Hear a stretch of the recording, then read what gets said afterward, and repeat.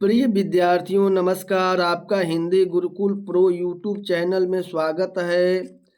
प्यारे मित्रों, आज हम LTGIC प्रैक्टिस सेट 14 के अंतर्गत हिंदी विषय के संपूर्ण विषयों पर आधारित 120 प्रश्नों का व्याख्यात्मक हल करेंगे। प्रिय विद्यार्थियों, अभी आप इस चैनल को सब्सक्राइब नहीं किए हैं तो सब्सक्राइब कर लें और लाइक की बटन ज़रूर दबा लें और प्रश्न अच्छे लगें तो एक प्यारा प्यारा कमेंट ज़रूर करें। मेरे प्यारे विद्यार्थियों, आपके सहयोग और विश्वास से आपका यह हिंदी गुरुकुल प्रो यूट्यूब परिवार 250 सब्सक्राइबर पार कर लिया है। इसके लिए आपको बहुत बहुत धन्यवाद और आभार। चलते हैं प्रश्न नंबर 1। प्रश्न नंबर 1 क्या कह रहा है? राष्ट्रभाषा। देखिए, राष्ट्रभाषा के रूप में हिंदी के संदर्भ में निम्नलिखित कथनों में एक असत्य है। बताइए कौन सा असत्य है? तो हिंदी देश की भावात्मक रूप से एक बनाए रखने में समर्थ है, ये तो सही है। हिंदी की लिपि अत्यंत वैज्ञानिक है, ये भी सही है। हिंदी को देश की अधिकांश जनता बोलती और समझती है, ये भी सही है। लेकिन हिंदी शब्द संपदा सीमित और अपर्याप्त है, यही गलत है। सीमित और पर्याप्त नहीं है, इसको जो है बहुत विस्तृत है, यही गलत, सी ऑप्शन गलत है। प्रिय विद्यार्थियों, एक प्रश्नोत्तरी अगर अच्छी लगे तो आप कमेंट करके जरूर बताइएगा। प्रश्न में चलते हैं 2। अभिधा उत्तम काव्य है। बताइए, अभिधा उत्तम काव्य है कहकर किस आचार्य ने अभिधा को श्रेष्ठ शब्द शक्ति माना है? बताइए, तो आचार्य देव का एक कथन है, ये ऑप्शन सही हो जाएगा। प्रश्न नंबर चलते हैं 3। हिंदी साहित्य के किस काल को पूर्व मध्यकाल, बताइए, पूर्व मध्यकाल, एक गलत हो जाएगा, के नाम से अभिहित किया जाता है? बताइए, हिंदी साहित्य के किस काल को पूर्व मध्यकाल नाम से अभिहित किया जाता है? तो भक्ति काल को पूर्व मध्यकाल कहा जाता है, बी ऑप्शन सही हो जाएगा। प्रश्न में चलते हैं 4। प्रश्न में 4 क्या कर रहा है? चक्रपाणी। देखिए, चक्रपाणी शब्द में समास है। बताइए, चक्र पाणी मतलब होता है हाथ में, अर्थात चक्र जिसके हाथ में हो, कौन है? भगवान विष्णु भगवान है, तो कौन समास हो जाएगा? बहुव्रीहि समास होगा, बी ऑप्शन सही हो जाएगा। प्रश्न नंबर 5। रीतकालीन कवि रसलीन की कविता निम्नलिखित में से कौन सी है? बताइए, 5 का कौन सा हो जाएगा? रसलीन की इसमें कौन सी रचना है? तो जो रस प्रबोध है रसलीन की रचना है, सी ऑप्शन सही हो जाएगा। प्रश्न नंबर 6। आलोचना पत्रिका, आलोचना पत्रिका के पहले संपादक कौन थे? बताइए, तो आलोचना पत्रिका के जो पहले संपादक थे शिवदान सिंह चौहान थे, 6 का ऑप्शन सी सही हो जाएगा। चलते हैं प्रश्न नंबर, ये त्रैमासिक पत्रिका थी, एक बार पूछ लिया गया परीक्षा में, कैसी पत्रिका है? त्रैमासिक पत्रिका है, आप इसे जरूर याद करेंगे। प्रश्न नंबर 7। अंधा युग, अंधा युग की विधा है। बताइए, किस विधा की ये रचना है? तो काव्य नाटक है। किस, इसकी विषय वस्तु क्या है? तो महाभारत पर लिखा गया है, महाभारत पर लिखा गया ये काव्य नाटक है। कब रचना हुई थी? तो 1955 ईस्वी में हुई थी ये। किसने लिखा है? तो धर्मवीर भारती ने ये नाटक लिखा है। गदल कहानी, प्रश्न नंबर 8, गदल कहानी के लेखक हैं? बताइए, प्रश्न नंबर 8, गदल कहानी के लेखक कौन है? तो राघव हैं, बी ऑप्शन सही हो जाएगा। प्रश्न नंबर चलते हैं 9। प्रश्न नंबर 9 क्या कर रहा है? नई कविता पत्रिका का प्रकाशन वर्ष कौन सा है? वेरी वेरी इंपोर्टेंट प्रश्न है। बताइए, नई कविता पत्रिका का प्रकाशन वर्ष? तो 1954 ईस्वी में नई कविता पत्रिका प्रकाशित हुई थी। किसने प्रकाशित किया? तो जगदीश गुप्त ने, सी ऑप्शन सही हो जाएगा। प्रश्न में चलते हैं 10। केशव को कठिन काव्य का प्रेत किस आलोचक ने कहा है? बताइए, केशव दास को कठिन काव्य का प्रेत किस आलोचक ने कहा है? तो रामचंद्र शुक्ल ने कहा है, ए ऑप्शन सही हो जाएगा। ये बहुत इंपॉर्टेंट प्रश्न है। क्यों कहा है? केशव ने अपनी रचनाओं में बहुत अलंकार का प्रयोग करते थे, इसलिए उनकी भाषा जो है बहुत कठिन हो गई थी, इसलिए उन्हें कठिन काव्य का प्रेत रामचंद्र शुक्ल ने कहा है, ए ऑप्शन सही हो जाएगा। प्रश्न नंबर चलते हैं 11। राष्ट्रीय नाट्य विद्यालय के निर्देशक कौन थे? बताइए, इसमें कौन थे राष्ट्रीय नाट्य विद्यालय के निर्देशक? तो अब्राहिम अलका जी थे। कौन थे? अब्राहिम अलका जी, ए ऑप्शन सही हो जाएगा। प्रिय विद्यार्थियों, अभी तक इस चैनल को अगर सब्सक्राइब नहीं किए हैं तो सब्सक्राइब कर लें और लाइक की बटन जरूर दबा दें। अगर ये प्रश्नोत्तरी अच्छी लगे तो एक प्यारा प्यारा कमेंट जरूर करेंगे। प्रश्न नंबर 12, श्रृंखला की कड़ियाँ किसकी रचना है? बताइए, श्रृंखला की कड़ियाँ किसकी रचना है? तो ये महादेवी वर्मा की रचना है। डी ऑप्शन सही हो जाएगा। प्रश्न नंबर 13, मुक्तिबोध की किस पुस्तक को प्रतिबंधित किया गया था? बताइए, मुक्तिबोध को किस पुस्तक को प्रतिबंधित किया गया था? तो बहुत वेरी वेरी इंपॉर्टेंट है। तो भारत इतिहास और संस्कृति पुस्तक थी, उनको प्रतिबंधित किया जा। किस सरकार ने किया था? तो मध्य प्रदेश सरकार ने इसे प्रतिबंधित किया था, बाद में इसे प्रतिबंध हटा दिया। ये ऑप्शन सही हो जाएगा। प्रश्न में चलते हैं 14, दोआब। दोआब के लेखक कौन है? बताइए, दोआब का कवि किसे कहा जाता है? तो शमशेर बहादुर सिंह को दोआब उनकी रचना है। प्रश्न नंबर 20 सही हो जाएगा। प्रश्न में चलते हैं 15, निम्नलिखित में से शेखर जोशी की कहानी कौन सी? बताइए, शेखर जोशी की कहानी इसमें से कौन सी है? तो कोसी की घटवार जो है शेखर जोशी की कहानी है। ये ऑप्शन सही हो जाएगा। प्यारे मित्रों, हमारे YouTube चैनल पे अभी 60% लोग जो हैं बिना सब्सक्राइब किए प्रश्नोत्तरी देख रहे हैं। मेरा उनसे निवेदन और आग्रह है, आप एक अच्छे विद्यार्थी हैं, भावी शिक्षक हैं, तो आप इस नाते जरूर सब्सक्राइब और लाइक करना न भूलें। नटरंग। नटरंग पत्रिका किस विधा पर केंद्रित है? बताइए, वेरी वेरी इंपॉर्टेंट, एक बार पूछ लिया गया है। तो नटरंग जो विधा है नाटक पर केंद्रित है। सी ऑप्शन सही हो जाएगा। प्रश्न नंबर 17, निम्नलिखित में से एक उपन्यास महिला लेखिका का है? बताइए, कौन सा इसमें एक उपन्यास है जिसकी लेखिका जो है महिला है? तो रुकोगी नहीं राधिका, ये जो उपन्यास है महिला का है। किसका है? 17 का कौन सा हो जाएगा? ये उषा प्रियंवदा का है। उषा प्रियंवदा का है।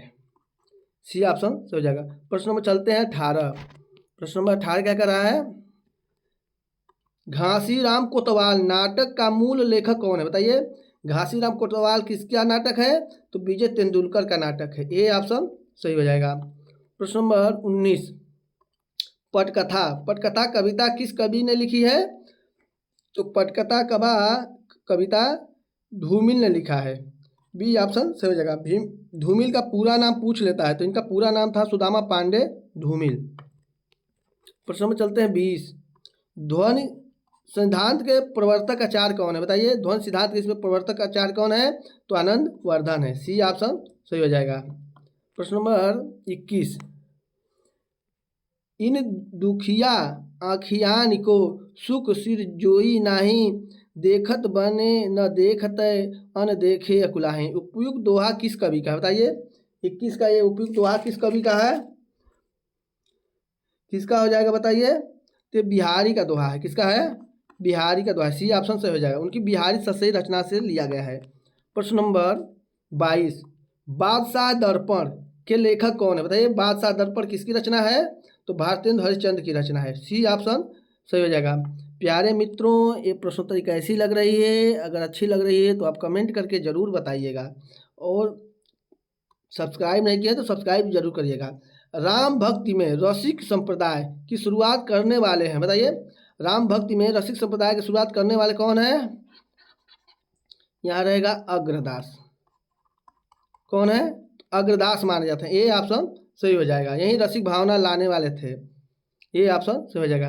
ये कृष्ण पहाड़ी दास के शिष्य थे। मुक्तिबोध का निधन किस सन में हुआ? बताइए, गजानन माधव मुक्तिबोध का निधन किस वर्ष में हुआ? तो 1964 ईस्वी में इनका निधन हो गया। 24 का सी हो जाएगा। प्रश्न में चलते हैं 25, चंद हसीनों के खतूत किसकी रचना है? बताइए, तो चंद हसीनों के खतूत जो रचना है पांडे बेचन शर्मा उग्र की रचना है। सी ऑप्शन सही हो जाएगा। प्यारे विद्यार्थियों, हमारी जो LTGIC की ये प्रैक्टिस से 14 तक चल रहा है, 1 से 14 तक है। अभी आप उसको नहीं देखे हैं तो 1 से 14 तक प्रश्नोत्तरी प्रैक्टिस सेट के जरूर देखें, और कैसी लगी आप जरूर कमेंट करके बताएं। कौन सी पत्रिका भारतेंदु युग की नहीं है? नहीं को हमेशा आप घेर लेंगे। कौन सी पत्रिका इसमें भारतेंदु की नहीं है? देखिए, बाला बोधनी पत्रिका थी भारतेंदु में, कवि भजन सुधा भी थी, हिंदी प्रदीप थी। श्री शारदा पत्रिका नहीं थी। डी ऑप्शन सही हो जाएगा। श्री शारदा पत्रिका जबलपुर मध्य प्रदेश से प्रकाशित होती थी। जहांगीर जस चंद्रिका, जहांगीर जस चंद्रिका के रचनाकार कौन है बताइए। तो जहांगीर जस चंद्रिका जो है केशव दास की रचना है। डी ऑप्शन सही हो जाएगा। प्रश्न नंबर चलते हैं 28। प्रश्न नंबर 28 क्या कर रहा है, कौन सा नाटक भारतेंदु का पूर्ववर्ती है बताइए। भारतेंदु युग से पूर्व लिखा गया है वो नाटक कौन सा है। 28 का वेरी वेरी इंपॉर्टेंट है। तो ये आनंद रघुवंदन है जो भारतेंदु से पहले का लिखा गया है। बी ऑप्शन सही होगा। इसके लेखक कौन थे, तो राजा विश्वनाथ थे। कौन थे, राजा विश्वनाथ सिंह थे। विश्वनाथ सिंह थे इसके लेखक। बी ऑप्शन सही हो जाएगा। प्रश्न नंबर 29। प्रश्न नंबर 29 क्या कर रहा है, साझी संस्कृति को विषय बनाकर किशोरा सोबती ने कौन सी रचना की है बताइए।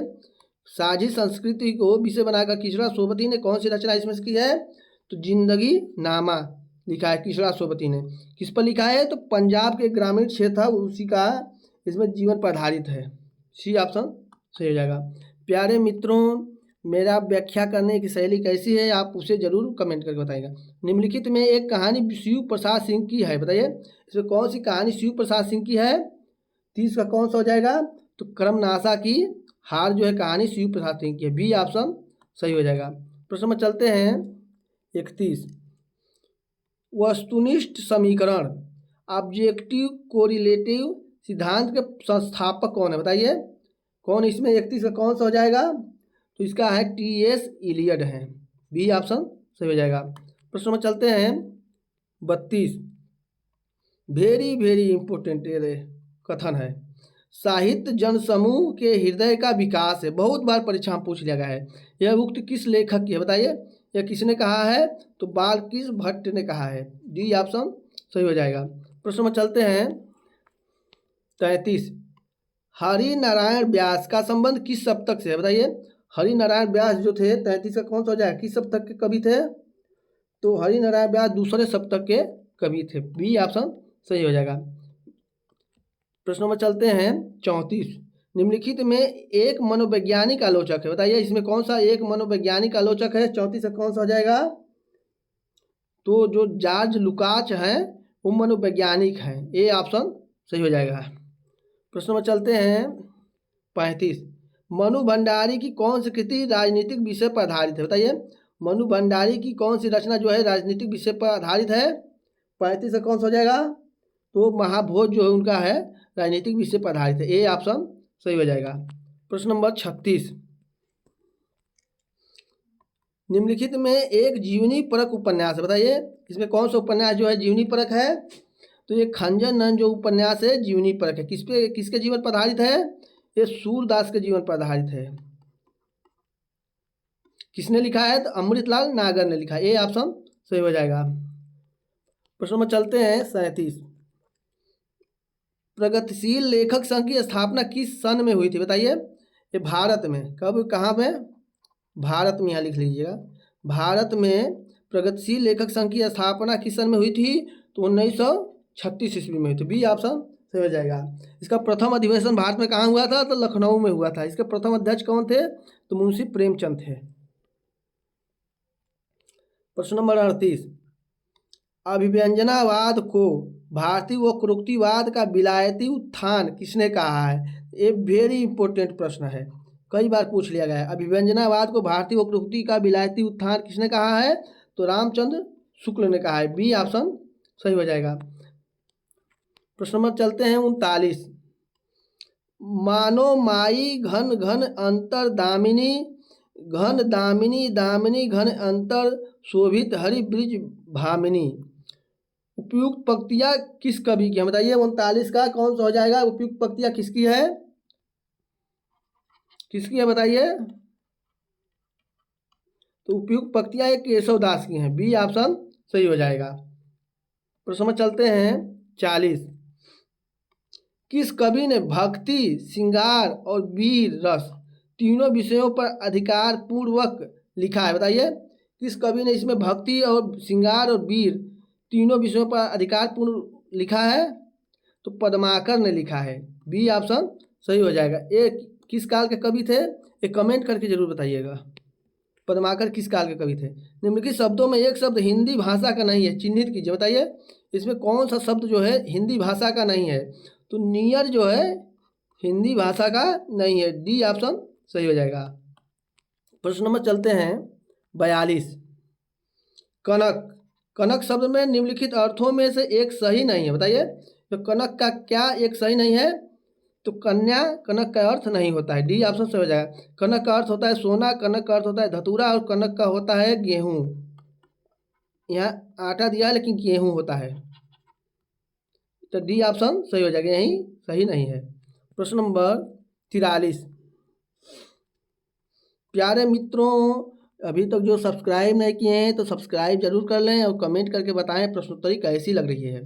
भ्रमर गीत परंपरा के काव्य को कहा जाता है? बताइए भ्रमर गीत परंपरा के काव्य को क्या कहा जाता है? तो उपालंब काव्य कहा जाता है, सी ऑप्शन सही हो जाएगा। प्रश्न नंबर 44। नागमती वियोग वर्णन पद्धत है, बताइए यह कैसा पद्धत है? तो नागमती वियोग वर्णन है जो 12मासा पद्धति में लिखा गया है, बी ऑप्शन सही हो जाएगा। बताइए नागमती से रूठ कर राजा कहाँ चला गया था? तो ये पूछा गया प्रश्न है, तो उड़ीसा चला गया था। प्रश्न नंबर 45। प्रश्न नंबर 45 क्या रहे? सूची 1 को सूची 2 से मिलान करते हुए कूट में सही विकल्प का चयन करिए। बताइए ऐसे प्रश्न एलटीजीआई से बहुत पूछता है, तो आप जरूर इसे अच्छी तरह से याद कर लें। देखिए वीर गाथा काल की कब से कब तक माना जाता है? तो विक्रमी संवत 1050 से 1375 तक माना जाता है, चौथा वाला हो जाएगा। रीत काल कब से माना जाता है? तो विक्रमी संवत 1700 से 1900 माना जाता है। और आधुनिक काल कब तक माना जाता है? तो विक्रमी संवत 1900 ईस्वी से अब तक माना जाता है। और भक्ति काल कब तक माना जाता है? तो विक्रमी संवत 1375 से 1700 माना जाता है। तो ए का कौन हो जाएगा? ए का 4 और बी का 3। ए का देखिए 4 और बी का 3, इसी में हो गया, ए ऑप्शन सही है। मित्रों कूट वाले प्रश्न एलटीजीआई से बहुत पूछा जाता है, आप इसे अच्छी तरह से तैयार कर लें। प्रश्न नंबर 46। राम की शक्ति पूजा किस युग की रचना है? बताइए किस युग की रचना है? तो ये निराला की रचना है, इसकी रचना है निराला की। कब लिखी गई? 1936 ईस्वी में लिखी गई है। तो निराला छायावादी युग के कवि थे, डी ऑप्शन सही हो जाएगा। प्रश्न नंबर 47। वर्तनी की दृष्टि से अशुद्ध शब्द को चिन्हित कीजिए। बताइए इसमें कौन सा अशुद्ध है? तो ये जो है उपरोक्त अशुद्ध है, सी ऑप्शन सही हो जाएगा। उपरोक्त नहीं होता है, उपरयुक्त होता है। कौन सा होता है? उपरयुक्त सही शब्द है, सी ऑप्शन सही हो जाएगा। प्यारे मित्रों अभी तक इस चैनल पे 70% लोग बिना सब्सक्राइब और बिना लाइक किए देख रहे हैं। मेरा आपसे आग्रह है, अनुनय है, विनय है कि आप जरूर सब्सक्राइब कर लें। प्रश्नोत्तरी अच्छी लगे तो कमेंट भी करके बताएं। वाक्यम रसात्मकम काव्यम, यह काव्य की परिभाषा के रचयिता है। बताइए यह काव्य की परिभाषा किसने दी? वेरी वेरी इंपॉर्टेंट है, बहुत बार ये पूछी गई रचना है। वाक्य की परिभाषा है तो आचार्य विश्वनाथ ने दिया था, सी ऑप्शन सही हो जाएगा। प्रश्न नंबर चलते हैं 49। रस की चर्चा करने वाले सर्वप्रथम आचार्य, बताइए किस आचार्य ने सर्वप्रथम रस की चर्चा किया है? तो भरत मुनि ने किया है। किस ग्रंथ में? तो नाट्य शास्त्र, इनका एक ग्रंथ है, उसी में रस का सर्वप्रथम विवेचन किए हैं। प्रश्न नंबर 50। सूर सूर तुलसी शशि उर्गन केशव दास, इस काव्य उक्ति कथन में किस प्रकार की आलोचना पद्धति के दर्शन होते हैं? बताइए सूरदास क्या है? सूर्य हैं। तुलसीदास क्या है? चंद्रमा है। और केशव दास क्या है? तारे हैं। यह उक्ति कथन में किस प्रकार की आलोचना है? सी ऑप्शन सही हो जाएगा। निर्णयात्मक या इसे तुलनात्मक भी कहते हैं, तुलनात्मक आलोचना हुई है, सी ऑप्शन सही हो जाएगा। प्रश्न नंबर 51। सूरदास की भक्ति है, बताइए बहुत इंपॉर्टेंट प्रश्न है। सूरदास की भक्ति किस प्रकार की है? तो साख्य भाव की है भक्ति है, बी ऑप्शन सही हो जाएगा। प्रश्न में चलते हैं 52। प्रश्न नंबर 52 क्या कर रहा है?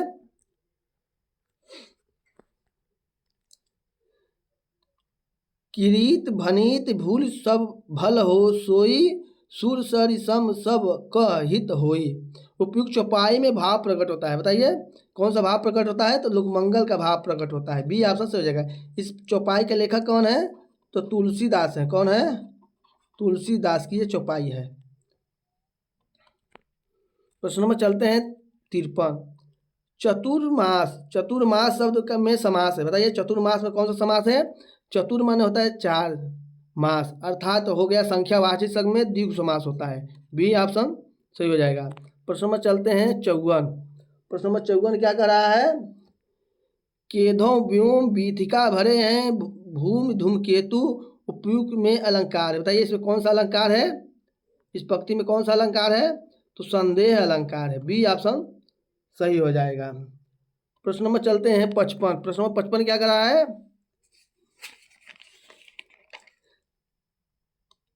संदेश रासक के रचनाकार है, बताइए संदेश रासक के रचनाकार कौन है? तो अब्दुल रहमान है। सी ऑप्शन सही हो जाएगा। प्रश्न नंबर 56। अस्थावर शब्द का विलोम है, बताइए वेरी वेरी इंपॉर्टेंट, ये कई बार परीक्षा में पूछा गया है। तो अस्थावर का विलोम होता है जंगम। बी ऑप्शन सही होगा। अस्थावर का अर्थ होता है स्थिर, जंगम का होता है गतिशील। प्रश्न नंबर 57। गोरा बादल की कथा के लेखक, बताइए गोरा बादल की कथा किसने लिखा है? तो डी ऑप्शन सही हो जाएगा, जटमल ने गोरा बादल की कथा लिखा है। प्रश्न नंबर चलते हैं 58। निम्नलिखित युग्मों में से किस युग के साहित्यकार फोर्ट विलियम कॉलेज कलकत्ता में हिंदी के अध्यापक रहे हैं, बताइए। फोर्ट विलियम कॉलेज जो था कहाँ पर था? कलकत्ता में था, हिंदी के अध्यापक रहे हैं। इसमें कौन से रहे हैं फोर्ट विलियम कॉलेज में अध्यापक? तो पंडित लल्लू लाल और सदन मिश्र जो थे कलकत्ता में फोर्ट विलियम कॉलेज के अध्यापक थे। बी ऑप्शन सही हो जाएगा। वेरी इंपॉर्टेंट है, कई बार परीक्षा पूछा गया प्रश्न है। प्रश्न नंबर 59। निम्नलिखित में किस रासो काव्य का विषय वीर रस न होकर कौन सा रस है? श्रृंगार है, बताइए। तो श्रृंगार रस में रासो काव्य कौन सा लिखा गया है? तो विशलदेव रासो लिखा गया है। डी ऑप्शन सही हो जाएगा। वेरी वेरी इंपॉर्टेंट है, कई बार पूछा गया है। प्रश्न नंबर 60। प्रश्न नंबर 60 क्या कर रहा है? अंग्रेज राज सुख साज सजे अति भारी, पय धन विदेश चली जात यह अति ख्यारी, बताइए किसकी ये पंक्तियां हैं? तो ये भारतेंदु की पंक्तियां हैं। किसकी पंक्तियां हैं? डी ऑप्शन सही हो जाएगा। प्रश्न नंबर 61। उड्डयन, उड्डयन शब्द में संधि, बताइए इसमें कौन सी संधि है? उड्डयन तो उत प्लस डयन होता है, क्या होता है? उत प्लस डयन मिलकर उड्डयन होता है। तो का ड हो जाता है, कौन सी संधि है? स्तुत संधि है। सी ऑप्शन सही हो जाएगा, ये व्यंजन संधि के अंतर्गत आती है। प्रश्न में चलते हैं 62। हिंदी साहित्य में खड़ी बोली का प्रथम महाकाव्य माना जाता है, बताइए खड़ी बोली का प्रथम महाकाव्य कौन सा इसमें से? तो परिप्रवास को हिंदी खड़ी बोली का प्रथम महाकाव्य कहा जाता है। इसमें कितने सर्ग हैं? तो 17 सर्ग हैं। किसकी रचना है? तो हरिऔध की रचना है। प्रश्न नंबर 63। गोदान उपन्यास के नायक और नायिका कौन है, बताइए नायक और नायिका कौन है? तो गोदान उपन्यास के नायक जो है होरी है और नायिका जो है धनिया है। डी ऑप्शन सही हो जाएगा। ये मुंशी प्रेमचंद का बहुत महत्वपूर्ण उपन्यास है। प्रश्न नंबर 64। चोर से ज्यादा फिक्र थी, चोर से ज्यादा फिक्र थी आबरू की, यह वाक्यांश किस कहानी का, बताइए यह किस कहानी का वाक्यांश है? तो पर्दा कहानी से लिया गया है। बी ऑप्शन से हो जाएगा। पर्दा किसकी कहानी है? यशपाल की कहानी है पर्दा। बी ऑप्शन सही हो जाएगा। प्रश्न नंबर चलते हैं 65। छावते कुटीर कहूँ रम्य जमुना के तीर, गौन रौन रेती सो कदापि करते नहीं, यह कथन, यह किसका कथन है, बताइए यह किसने कहा था? ये पंक्तियाँ जो थे उद्धव ने कहा था। डी ऑप्शन सही हो जाएगा। जगन्नाथ दास रत्नाकर की रचना है उद्धव शतक, तो ये उद्धव शतक में लिया गया है, इस उद्धव ने कहा था। लोकायतन, लोकायतन किसकी रचना है, बताइए वेरी वेरी इंपॉर्टेंट है। लोकायतन किसकी रचना है? 66 का कौन सा हो जाएगा? तो लोकायतन जो है सुमित्रा नंदन पंत की रचना है। बताइए इसकी रचना कब हुई थी? इसका प्रकाशन और जरूर पूछ लिया जाता है, तो 1964 ईस्वी में। प्रश्न नंबर चलते हैं 67। महादेवी की निम्नलिखित में से रचना पर उन्हें ज्ञानपीठ पुरस्कार प्राप्त हुआ, बताइए किस रचना पर महादेवी वर्मा को ज्ञानपीठ पुरस्कार मिला है? यामा पर मिला है। बी ऑप्शन सही हो जाएगा। कब मिला था? तो 1982 ईस्वी में मिला था। बहुत वेरी इंपॉर्टेंट रचना है। बी ऑप्शन सही हो जाएगा। प्रश्न नंबर 68, कवि दिनकर की रचना उर्वशी का मूल भाव है, बताइए। वेरी वेरी इंपॉर्टेंट है। उर्वशी रचना का जो मूल भाव है क्या है? तो प्रेम और काम दर्शन की इसमें भावना है। बी ऑप्शन सही हो जाएगा। प्रश्न चलते हैं 69, निम्नलिखित कहानियों में से सर्वाधिक सशक्त और प्रसिद्ध कहानी है, बताइए। इसमें से सर्वाधिक सशक्त और प्रसिद्ध कहानी इसमें से कौन सी है? तो उसने कहा था, ये कहानी जो है सबसे अधिक प्रसिद्ध है। डी ऑप्शन से हो जाएगा। ये किसने लिखा था? चंद्रधर शर्मा गुलेरी की कहानी है। किसकी है? गुलेरी की कहानी है।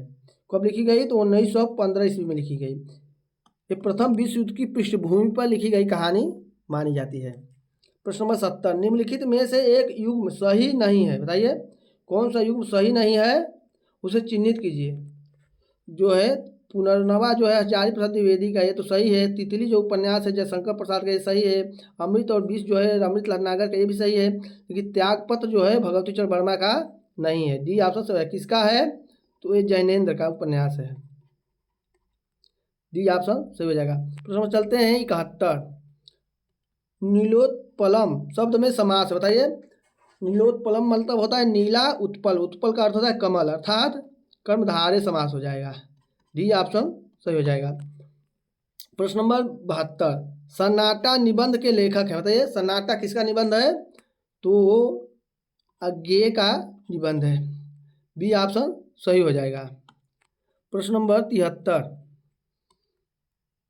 प्रिय विद्यार्थियों, अभी तक हम LTGIC के 5 जो पेपर पहले हो चुके हैं, मैं अपने यूट्यूब पर डाल चुका हूं, आप उसे अच्छी तरह से देख लें।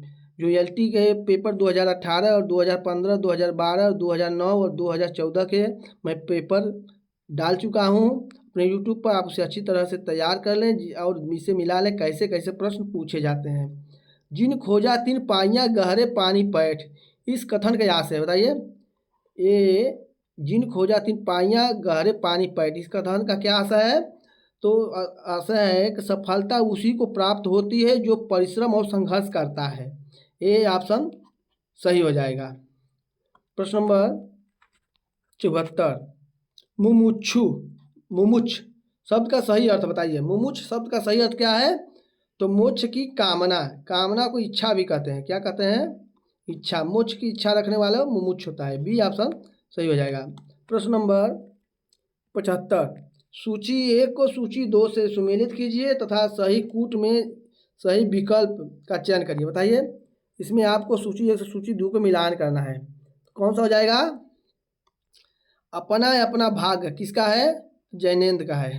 अहम ब्रह्मास्मि किसका है? भीष्म साहनी की रचना है। पंचलाइट किसकी रचना है? तो फैसोनाथ रेणु की रचना है। सती किसकी रचना है? तो शिवानी की रचना है। तो अपना देखिए, ए का कौन हो जाएगा? ए का 4 और बी का 3। ए का देखिए 4 हो गया और बी का 3, तो डी ऑप्शन सही हो जाएगा। प्रश्न नंबर चलते हैं 76, भाव तर्क की पकड़ से बाहर है। भाव जो है तर्क की पकड़ से बाहर है। यह कथन किस कहानी में व्यक्त हुआ है, बताइए। तो किस में हुआ है व्यक्त? 76 का कौन सा हो जाएगा? तो 76 का हो जाएगा अपना अपना भाग, जैनेन्द्र की कहानी है, उसी से लिया गया है। बी ऑप्शन सही हो जाएगा। प्रश्न में चलते हैं 77, तमस उपन्यास के लेखक है, बताइए। तमस किसका उपन्यास है? तो भीष्म साहनी का उपन्यास। कब लिखा गया? 1973 ईस्वी में लिखा गया है। यह भारत और पाक विभाजन पर आधारित उपन्यास है। प्रश्न नंबर 78, निम्नलिखित में कारक की दृष्टि से सही वाक्य का चयन करिए, बताइए। कारक की दृष्टि से सही वाक्य इसमें से कौन है? तो इसमें है तुमने आगरा की यात्रा की, यही सही है कारक की दृष्टि से। बी ऑप्शन सही हो जाएगा। प्यारे मित्रों, अभी तक आप इस चैनल को सब्सक्राइब नहीं किए हैं तो सब्सक्राइब कर लें और लाइक ज़रूर कर लें। और अगर अच्छा लगे प्रश्नोत्तरी तो प्यारा प्यारा कमेंट करके ज़रूर बताएं, जिससे हमें हौसला बढ़ता है आपको वीडियो बनाने में। कैकई का अनुताप, कविता का शीर्षक में अनुताप शब्द का अर्थ है, बताइए। अनुताप का क्या अर्थ है इसमें? तो अनुताप का अर्थ होता है पीड़ा। डी ऑप्शन सही हो जाएगा। प्रश्न नंबर 80, दुख ही जीवन की कथा रही, क्या कहूँ आज जो नहीं कही। यह काव्य पंक्ति है, बताइए यह किसकी काव्य पंक्ति है। वेरी इंपॉर्टेंट पंक्ति है। तो यह पंक्ति है सूर्यकांत त्रिपाठी निराला की है। किस रचना से ली गई है, तो सरोज स्मृति उनकी रचना है, जो अपनी पुत्री सरोज के ऊपर लिखी गई है, उससे यह काव्य पंक्ति ली गई है। प्रश्न नंबर 81, निम्नलिखित रचनाओं में से एक रचना रत्नाकर जी की नहीं है। बताइए 81 कौन सा हो जाएगा, कौन रत्नाकर जी की रचना नहीं है। तो साहित्य लहरी जो है रत्नाकर की रचना नहीं है। किसकी रचना है, तो सूरदास की रचना है। ये ऑप्शन सही हो जाएगा। प्रश्न नंबर चलते हैं 82, भारतेंदु कर गए भारती की वीणा निर्माण। भारतेंदु के विषय में यह उक्ति किस कवि की है। बताइए भारतेंदु कर गए भारती की वीणा निर्माण, भारतेंदु के विषय में यह उक्ति किसने कहा है। 82 का कौन सा हो जाएगा, तो हो जाएगा सुमित्रा नंदन पंत ने कहा है। बी ऑप्शन सही हो जाएगा। प्रश्न नंबर 83, जसोदा हरि पालने झुलावे हलरावे दुलरावे मल्हावे जोई सोई कछु गावे। बताइए इस पंक्ति में कौन सा रस है। बताइए कौन सा रस है, तो वात्सल रस है। बी ऑप्शन सही हो जाएगा। वेरी वेरी इंपॉर्टेंट पंक्ति है, कई बार परीक्षा पूछ ली गई है। प्रश्न नंबर 84, बाणभट्ट की आत्मकथा है। बताइए कौन सी विधा है। बाणभट्ट की आत्मकथा, तो आत्मकथा लिखा गया है, लेकिन ये कौन सी विधा है, तो उपन्यास है। बी ऑप्शन सही हो जाएगा। वेरी वेरी इंपॉर्टेंट है, जो कंफ्यूज करता है हर परीक्षा में। तो ये उपन्यास है। कब लिखा गया है, 1946 ईस्वी में लिखा गया है। हजारी प्रसाद द्विवेदी का उपन्यास है। प्रश्न नंबर 85, निम्नलिखित में एक युग्म विलोम की दृष्टि से सही नहीं है। बताइए इसमें विलोम की दृष्टि से कौन सा सही नहीं है, तो मसृण का होता है रुच, तो सही है। प्रधान का गौण होता है, सही है। आस्था का नास्ता, ये भी सही है। लेकिन मृत का अमृत नहीं होता है। मृत का क्या होता है, जीवित होता है। डी ऑप्शन सही नहीं है। प्रश्न नंबर चलते हैं 86, उर्वशी काव्य का नायक है। बताइए उर्वशी काव्य का नायक कौन है, तो पुरूरवा है। कौन है, पुरूरवा। बी डी ऑप्शन सही हो जाएगा। प्रश्न नंबर चलते हैं, क्षयवादी युग का समय है। बताइए क्षयवादी युग का समय कब से कब तक रहा। 87 का कौन सा हो जाएगा, तो क्षयवादी युग है 1920 से 1936 तक ईस्वी तक चला है। ये ऑप्शन सही हो जाएगा। प्रश्न नंबर 88, निम्नलिखित विशेषताओं में से एक धर्मवीर भारती की विशेषता नहीं है। बताइए कौन सी विशेषता जो है धर्मवीर भारती की विशेषता नहीं है। 88 का कौन सा हो जाएगा, तो सांस्कृतिक समन्वय जो है इनकी विशेषता नहीं है। डी ऑप्शन सही हो जाएगा। प्रश्न में चलते हैं 89, निम्नलिखित में से एक रचना गजानन माधव मुक्त बोध की नहीं है। बताइए कौन सी इसमें रचना जो है गजानन माधव मुक्त बोध की नहीं है, तो अंकुर इनकी रचना नहीं है। डी ऑप्शन सही हो जाएगा। काठ का सपना है और चांद का मुंह टेढ़ा है और विपात्र भी, ये सभी तीनों है मुक्तिबोध की रचना है। प्रश्न नंबर 90, गिरिजा कुमार माथुर माने जाते हैं। बताइए गिरिजा कुमार माथुर कैसा कवि माने जाते हैं। 90 का कौन सा हो जाएगा, तो वो प्रयोगवादी कवि माने जाते हैं। बी ऑप्शन सही हो जाएगा। प्रथम तार सप्तक के कवि थे ये। निम्नलिखित में से एक रचना तुलसीदास की नहीं है। बताइए कौन सी रचना तुलसीदास की नहीं है, तो हनुमान बाहु थी तुलसीदास की, भैरव रामायण तुलसीदास ने लिखा है, पार्वती मंगल भी लिखा है, लेकिन शिव स्रोत तुलसीदास ने नहीं लिखा है। डी ऑप्शन सही हो जाएगा। प्रिय मित्रों, ये प्रश्नोत्तरी कैसी लग रही है आप कमेंट करके ज़रूर बताएं, और चैनल पर अभी लाइक और सब्सक्राइब नहीं किए हैं तो लाइक और सब्सक्राइब जरूर कर लें, और प्यारा प्यारा कमेंट करके ज़रूर बताएं। कृतज्ञ, कृतज्ञ शब्द का अर्थ है। बताइए वेरी इंपॉर्टेंट है। कृतज्ञ शब्द का अर्थ है किए गए उपकार को न मानने वाले को कृतज्ञ कहा जाता है। बी ऑप्शन सही हो जाएगा। प्रश्न नंबर 93, कवि बिहारी के लिए निम्नलिखित कथनों में से एक सत्य नहीं है। बताइए कवि जो है बिहारी के लिए निम्नलिखित कथनों में कौन सा सत्य नहीं है, तो बिहारी ने गागर में सागर भरा है, ये तो सही है। उनके भाषा में अद्भुत समाहार शक्ति है, ये भी सही है। वे अनुभाव विधान के बेजोड़ हैं, ये भी सही है। वे शहीदता से वंचित है, वे वंचित नहीं थे, यही गलत है। डी ऑप्शन यही सत्य है। प्रश्न नंबर 94, किस कवि के लिए कहा गया है कि वे कठिन काव्य के प्रेत हैं? बताइए, किस कवि को रामचंद्र शुक्ल ने कठिन काव्य का प्रेत कहा है? तो केशव दास के लिए कहा है। बी ऑप्शन सही हो जाएगा। प्रश्न नंबर 95, रीत को काव्य की आत्मा माना है। बताइए, रीत को किसने काव्य की आत्मा माना है? तो आचार्य बामन ने रीत को काव्य की आत्मा माना है। बी ऑप्शन सही हो जाएगा। प्रश्न नंबर 96, नमक का दरोगा कहानी के नायक और प्रतिनायक के नाम क्रमशः है। बताइए, नमक का दरोगा किसकी कहानी है? मुंशी प्रेमचंद की कहानी है। उसका नायक कौन है? नायक था बंशीधर, और प्रतिनायक कौन था? वो अलोपी दिन था। डी ऑप्शन सही हो जाएगा। प्रश्न नंबर चलते हैं 97, प्रिय विद्यार्थियों, ये प्रश्नोत्तरी कैसी लग रही है कमेंट करके ज़रूर बताइए। चैनल को अभी तक लाइक और सब्सक्राइब नहीं किया है तो लाइक और सब्सक्राइब जरूर कर लें। कारकों का सही क्रम है। बताइए, कारक का इसमें सही क्रम कौन सा हो जाएगा? तो कर्ता होता है, कर्ता ने कर्म को करण से, संप्रदान को के लिए, अपादान से अलग होने के लिए। डी ऑप्शन सही हो जाएगा। प्रश्न नंबर 98, नमस्ते शब्द में संधि है। बताइए, नमस्ते संधि में कौन सी संधि होती है? तो इसका संधि विच्छेद आप कर लेंगे तो पालू चल जाएगा। नमस्ते में नमः धन ते होता है, तो विसर्ग संधि है। बी ऑप्शन सही है। देखिए यहाँ विसर्ग है इसलिए विसर्ग संधि है। प्रश्न नंबर चलते हैं 99, बकलम खुद निबंध संग्रह के लेखक है। बताइए, 99 के लेखक कौन है? बकलम खुद के लेखक तो कौन है? तो नामवर सिंह है। कौन है? नामवर सिंह रहेगा। डी ऑप्शन सही हो जाएगा। प्रश्न नंबर चलते हैं 100। प्रश्न नंबर 100 का कह रहा है, जिस छंद के चारों चरणों में प्रत्येक में 16 मात्राएं होती हैं उसे कहते हैं। बताइए, जो 16 मात्राओं की छंद होती है उसे कौन सी छंद कहते हैं? तो चौपाई कहते हैं। ए ऑप्शन सही हो जाएगा। प्रश्न नंबर 101, श्रुत्वा शब्द में प्रत्यय है। बताइए, श्रुत्वा शब्द में कौन सी प्रत्यय है? तो ये ऑप्शन के हिसाब से त्वा प्रत्यय हो जाएगा। तो जो कत्वा प्रत्यय होती है उसका त्वा ही बचता है अंत में, तो बी ऑप्शन सही हो जाएगा। प्रश्न नंबर 102, साकेत महाकाव्य के कवि का नाम क्या है? बताइए, साकेत महाकाव्य किसने लिखा है? तो महिषीधर गुप्त ने लिखा है। एक बार पूछ लिया गया है साकेत का अर्थ क्या आता है? साकेत का अर्थ होता है अयोध्या। क्या आता है? अयोध्या। साकेत किस भाषा का शब्द है? तो पाली भाषा का शब्द है।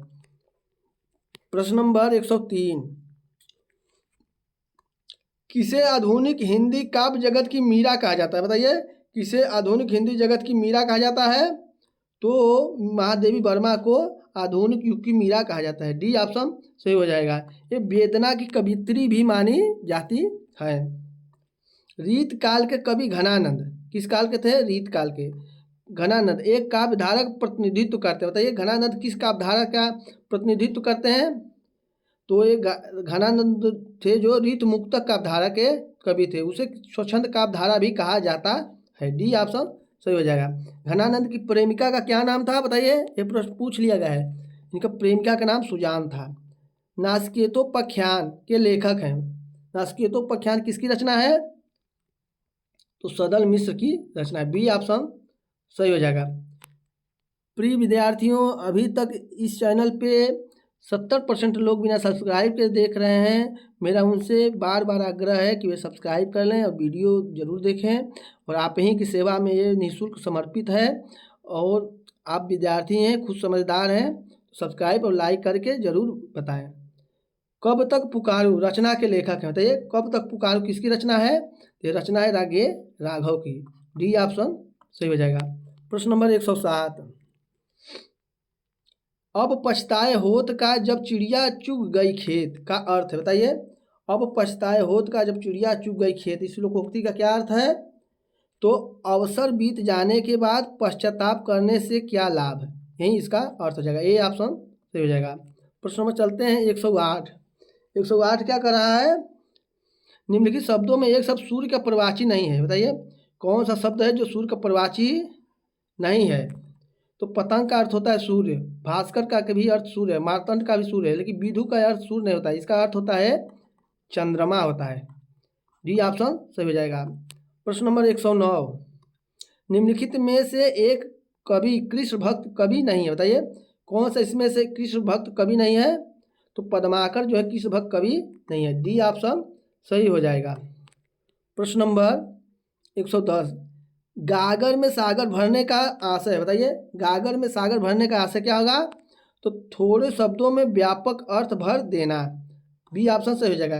गागर में सागर भरने के लिए कौन जाने जाते हैं, कविवर बिहारी जाने जाते हैं। प्रश्न नंबर 111, निम्नलिखित में से एक निबंध मनोविकार संबंधी निबंध नहीं है, बताइए कौन सा इसमें निबंध जो मनोविकार संबंधी निबंध नहीं है। नहीं को हमेशा के लिए त्रिवेणी जो निबंध है रामचंद्र शुक्ल का वो मनोविकार संबंधी नहीं है, डी ऑप्शन सही हो जाएगा। ये समीक्षात्मक निबंध है।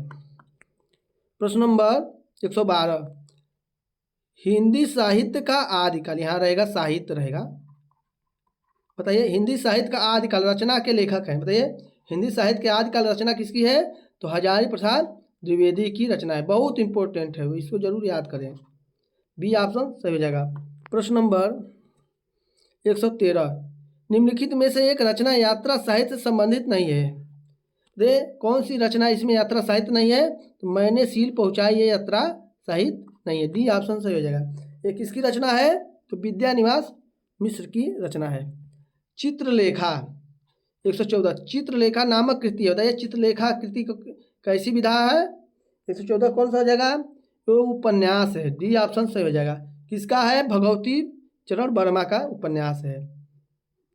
कब लिखा गया, इसकी एक बार पूछ लिया गया है कब लिखा गया है, 1934 ईस्वी में लिखा गया है। प्रश्न में चलते हैं 115,